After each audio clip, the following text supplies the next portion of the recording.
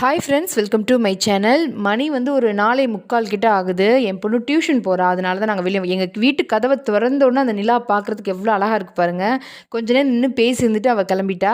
சரி வாங்க நம்ம கிச்சனுக்குள்ளே போய் என்ன லஞ்ச் செய்யலாம் அப்படிங்கிறத நம்ம பார்க்கலாம். இன்றைக்கி ஸ்கூல் லஞ்ச் பாக்ஸ் ரெசிபியில் பட்டாணி முட்டைக்கோஸ் சாதம், அதுக்கப்புறம் கருவேப்பிலை உருளைக்கிழங்கு வறுவல் செம்ம டேஸ்ட்டாக இருந்துச்சு. குழந்தைங்களுக்கு ரொம்ப விரும்பி சாப்பிடுவாங்க. குழந்தைங்க அவ்வளோ விரும்பி சாப்பிடுவாங்க. என் பொண்ணு சின்ன வயசில் ரொம்ப விரும்பி சாப்பிட்ட சாப்பாடு இப்போயும் அவளுக்கு ரொம்ப ரொம்ப பிடிச்சிருக்கு.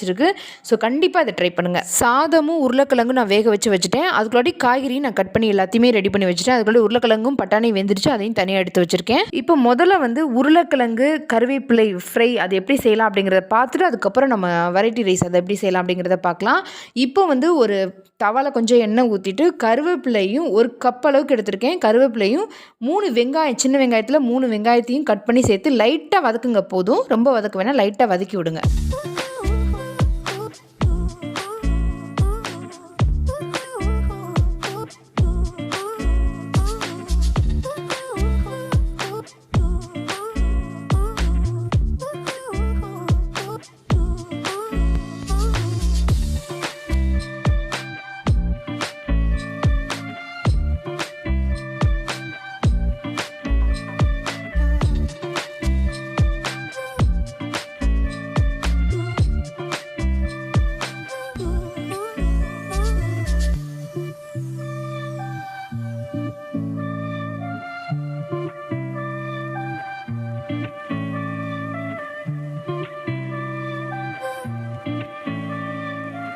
வதக்கின கருவேப்பிலையை சின்ன மிக்ஸி ஜாரில் சேர்த்து கொஞ்சமாக தண்ணி ஊற்றி நல்லா ஃபைன் பேஸ்ட்டாக அரைச்சி எடுத்துக்கலாம்.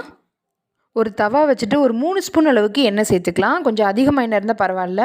எண்ணெய் சேர்த்துட்டு உருளைக்கிழங்கு வந்து நான் வேக வச்சு லைட்டாக தோல் உரித்து வச்சுருக்கேன். லைட்டாக தோல் இருந்தால் பரவாயில்ல, ஒன்றும் பிரச்சனை இல்லை. உரித்து வச்சுருக்கேன், அதை இந்த நேரத்தில் சேர்த்துக்கலாம். சேர்த்துட்டு கரண்டி போடாதீங்க, அப்படியே விட்டுருங்க. சிம்மிலே வச்சு கொஞ்சம் நேரம் அந்த தோல் வந்து நல்லா ப்ரௌன் கலரில் மாறுற அளவுக்கு விட்டுருங்க. கொஞ்சம் நேரத்துக்கு விட்டுட்டு அதுக்கப்புறம் திருப்பி போடணும். ஒரு சைடு வந்து நல்லா ப்ரௌன் கலரில் ஆயிடுச்சு பாருங்கள். இப்போ திருப்பி காட்டுறேன் பாருங்கள். இந்த அளவுக்கு இருக்கணும், அப்போ தான் சாப்பிடும்போது சூப்பராக இருக்கும். அதுக்கப்புறம் திருப்பி போட்டுக்கலாம். திருப்பி போட்டுட்டு இதுக்கு தேவையான உப்பை இந்த நேரத்தில் சேர்த்துக்கலாம். சேர்த்துட்டு லைட்டாக மிக்ஸ் பண்ணி விடுங்க. அந்த மொறுமொறுன்னு இல்லாத பக்கத்தில் நல்லா திருப்பி போட்டுருங்க. கொஞ்சம் நேரம் அப்படியே சிம்மிலே இருந்து அந்த இந்த சைடு வந்து நல்லா மொறுமொறுன்னு ஆகட்டும்.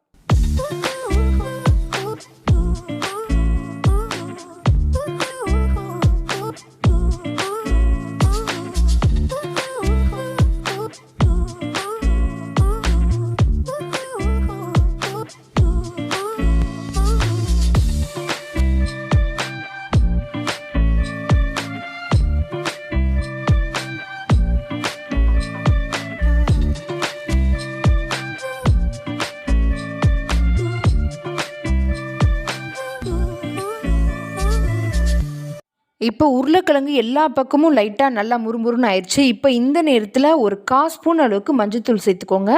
சேர்த்து நல்லா மிக்ஸ் பண்ணி விடுங்க. மிக்ஸ் பண்ணி விட்டுட்டு நம்ம அரைச்சி வச்சுருந்தோம்ல அந்த கருவேப்பிலை பேஸ்ட் அதை இந்த நேரத்தில் சேர்த்துக்கலாம்.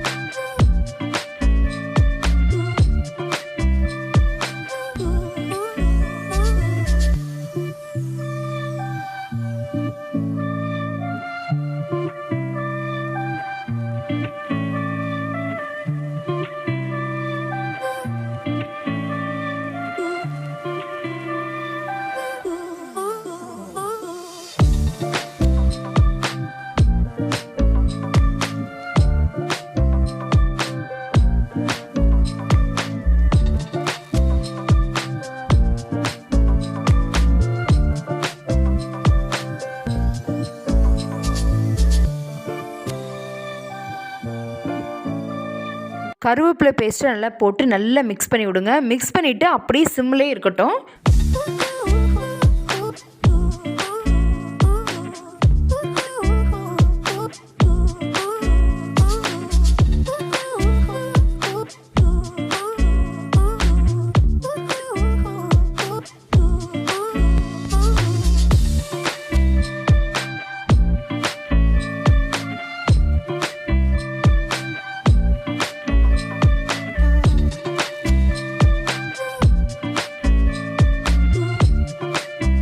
உருளைக்கிழங்குல இந்த கருவேப்பிலை பேஸ்ட்லாம் நல்லா ஒட்டிருச்சு. இந்த நேரத்தில் ஒரு 1/2 ஸ்பூன் அளவுக்கு மிளகாத்தூள், அதாவது குழம்பு மிளகாத்தூள் 1 ஸ்பூன், தனி மிளகாத்தூள் இல்லை, குழம்பு மிளகாத்தூள் 1 ஸ்பூன் அளவுக்கு சேர்த்துக்கோங்க.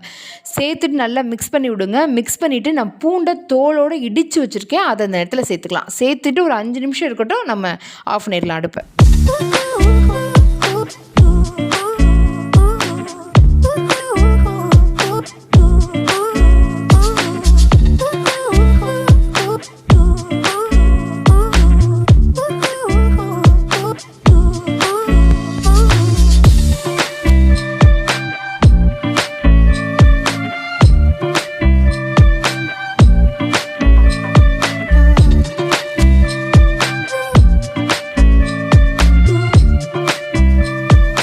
சூப்பரான கருவேப்பிலை உருளைக்கிழங்கு வறுவல் செம்மையாக இருந்துச்சு. அந்த மேலே அந்த இருக்கிற கிரேவி மாதிரி அந்த கருவேப்பிலை அதில் அதை போய் சாதத்தில் போட்டு பிசைஞ்சு சாப்பிட்டாலும் செம்மையாக இருக்கும் டேஸ்ட்டு. நான் கொஞ்சோண்டு சாதம் இருந்ததுனால பிசைஞ்சு சாப்பிட்டு பார்த்தேன், செம்மையாக இருந்துச்சு. அந்த மாதிரி கூட செஞ்சு கொடுக்கலாம். சரி வாங்க, இப்போ ஒரு சூப்பரான ரைஸ் எப்படி செய்யலாம் அப்படிங்கிறத பார்க்கலாம். ஒரு வடை சட்டியை வச்சுட்டு நல்லா ஹீட் ஆனதுக்கப்புறம் ஒரு 3 ஸ்பூன் அளவுக்கு எண்ணெய் சேர்த்துக்கோங்க. கொஞ்சம் அதிகமாக இருந்தால் நல்லாயிருக்கும், டேஸ்ட்டு சூப்பராக இருக்கும். கொஞ்சம் அதிகமாகவே சேர்த்துக்கோங்க. சேர்த்துட்டு 1 ஸ்பூன் அளவுக்கு உளுந்தம்பருப்பு சேர்த்துக்கலாம். உளுந்தம்பருப்பை தவிர வேறு சீரகமோ இல்லை சோம்போ இல்லை கறி மசாலா பட்டை எதுவுமே தயவுசெய்து சேர்க்காதீங்க. வெறும் உளுந்தம்பருப்பு மட்டும்தான் சேர்க்கணும். ஒரு 2 ஸ்பூன் அளவுக்கு சேர்த்துக்கோங்க. உளுந்தம்பருப்பு நல்லா ப்ரௌன் கலரில் வந்ததுக்கப்புறம் நம்ம வந்து கருவேப்பிலையை வந்து நல்லா பொடி பொடியாக கட் பண்ணி வச்சுருக்கேன். ஏன்னா இந்த சாதத்தில் வந்து கழிவாக அப்படி கருவேப்பிலை முழுசாக போட்டோன்னா தூக்கி வச்சுருவாங்க. இப்படி கட் பண்ணி போட்டிங்கன்னா அப்படியே சாதத்தோடயே போயிடும். குட்டி குட்டியாக கட் பண்ணி வச்சுருக்கேன், கண்ணுக்கே தெரியாது. இந்த சாதத்தில் ஒன்று கூட கழிவு கிடையாது, அப்படியே எடுத்து சாப்பிட்லாம் குழந்தைங்க. அதனால் கருவேப்பிலை வந்து நல்லா பொடி பொடியாக கட் பண்ணி வச்சுருக்கேன், அதை இந்த நேரத்தில் சேர்த்துக்கலாம்.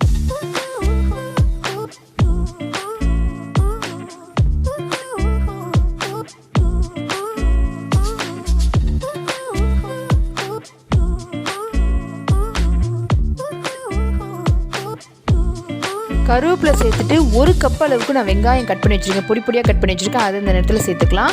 சேர்த்துட்டு நல்லா வதக்கி விடுங்க. வெங்காயத்தை நல்லா வதக்குனதுக்கப்புறம் பூண்டை வந்து தோலோடு இடித்து வச்சுருக்கேன், அதை இந்த நேரத்தில் சேர்த்துக்கலாம். சேர்த்துட்டு நல்லா மிக்ஸ் பண்ணி விடுங்க.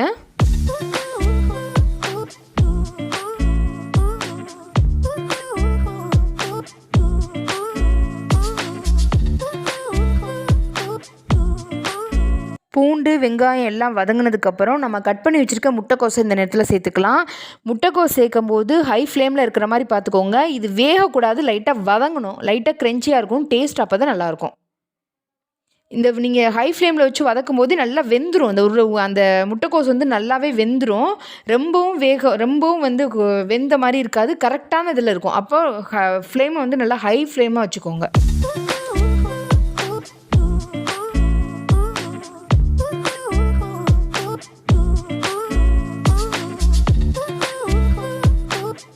சாதம் முட்டைக்கோஸுக்கு தேவையான உப்பை இந்த நேரத்தில் சேர்த்துருங்க.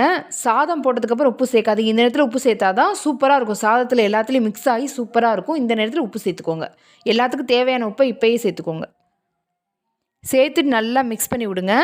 மிக்ஸ் பண்ணிவிட்டு பச்சை மிளகாவை துருவி வச்சுருக்கேன், இல்லை அப்படின்னா இடித்து சேர்த்துக்கோங்க. கொஞ்சம் கூட வாயில் கடுப்பி விடக்கூடாது, ஆனால் அந்த காரம் இருக்கணும். ஏன்னா குழந்தைங்க அப்படியே எடுத்து வச்சுருவாங்க. டேஸ்ட் நல்லா தெரியணும். நல்லா இடித்து இந்த நேரத்தில் அந்த பச்சை மிளகாவை சேர்த்துக்கோங்க. 1 கப் அளவுக்கு பட்டாணியை வேக வச்சுருக்கேன், அதை இந்த நேரத்தில் சேர்த்துக்கலாம். சேர்த்து நல்லா மிக்ஸ் பண்ணி விடுங்க.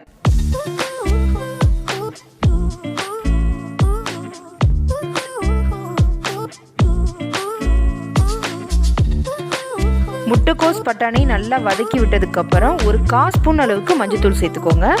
1 ஸ்பூன் அளவுக்கு கரம் மசாலா, கண்டிப்பாக கரம் மசாலா சேர்க்கணும். 1 ஸ்பூன் அதிகமாக்கிறாதீங்க, ஒரே 1 ஸ்பூன் அளவுக்கு சேர்த்துட்டு நல்லா மிக்ஸ் பண்ணி விட்டுக்கலாம். கண்டிப்பாக இதுக்கு மிளகுத்தூள் சேர்க்கக்கூடாது. மிளகுத்தூள் சேர்த்திங்கன்னா ஃப்ரைட் ரைஸ் மாதிரி ஆகிடும். மிளகுத்தூள் சேர்க்காதீங்க, கரம் மசாலா தூள் மஞ்சள்தூள் மட்டும் போதும்.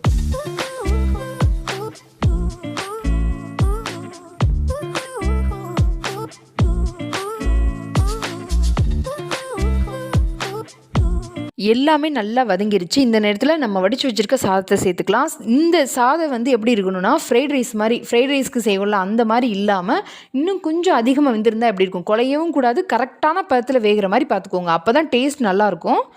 இப்போ சாதத்தை சேர்த்து நல்லா மிக்ஸ் பண்ணி விட்டுக்கலாம். மிக்ஸ் பண்ணிட்டு இப்போ வேணும்னா கொஞ்சோன்னு எண்ணெய் வேணால் ஊற்றிக்கலாம். எண்ணெய் கரெக்டாக ஊற்றிருக்கேன், அதனால் வேண்டாம். நல்லா மிக்ஸ் பண்ணிவிட்டு கொஞ்சம் நேரம் அப்படியே லைட்டாக அப்படியே அமுக்கி வச்சுட்டு கொஞ்சம் நேரம் ஒரு 5 நிமிஷம் அல்லது 2 நிமிஷம் சிம்மில் விட்டுருங்க. சாதத்தை சேர்த்துட்டு நல்லா மிக்ஸ் பண்ணி விடுங்க. செம்மையாக இருந்துச்சுங்க. ஸ்கூல் லஞ்ச் பாக்ஸ் ரெசிப்பியில் இன்றைக்கி பட்டாணி முட்டைக்கோஸ் சாதம், அப்புறம் கருவேப்பிலை போட்டு உருளைக்கிழங்கு வறுவல் செம்மையாக இருந்துச்சு. அவ்வளோ டேஸ்ட்டாக இருந்துச்சு. கண்டிப்பாக ட்ரை பண்ணிவிட்டு இது எப்படி இருந்துச்சுன்னு தயவுசெய்து சொல்லுங்கள். ஏன்னா எனக்கு ரொம்ப பிடிச்சிருந்துச்சு. இது உங்களுக்கு பிடிச்சிருக்கா, உங்கள் குழந்தைங்களுக்கு பிடிச்சிருக்கான்னு எனக்கு தெரியணும். அதுக்காக கீழே கமெண்ட் பாக்ஸில் தயவுசெய்து கமெண்ட் பண்ணுங்கள். ஸோ வாங்க லஞ்சை வந்து நம்ம கட்டிடலாம்.